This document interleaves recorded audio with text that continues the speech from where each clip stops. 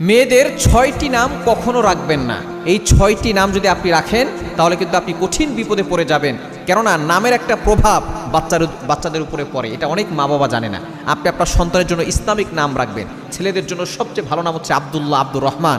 মেয়েদের জন্য সবচেয়ে ভালো নাম হচ্ছে ফাতেমা, খাদিজা, যেগুলো নবী সাল্লাল্লাহু আলাইহি ওয়াসাল্লামের স্ত্রী রয়েছে, নবী সাল্লাল্লাহু আলাইহি ওয়াসাল্লামের মেয়ে রয়েছে, কন্যা রয়েছে, তাদের নামগুলো আপনি রাখবেন।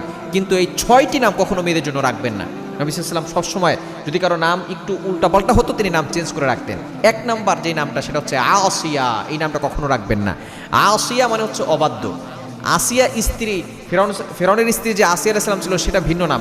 আসিয়া এটা আইন দিয়ে, এটা হচ্ছে অবাধ্য এর অর্থ। নবী সাল্লাল্লাহু আলাইহি ওয়াসাল্লামের জামানায় এক নারী ছিল, অনেক সুন্দরী নারী, বিউটিফুল লেডি।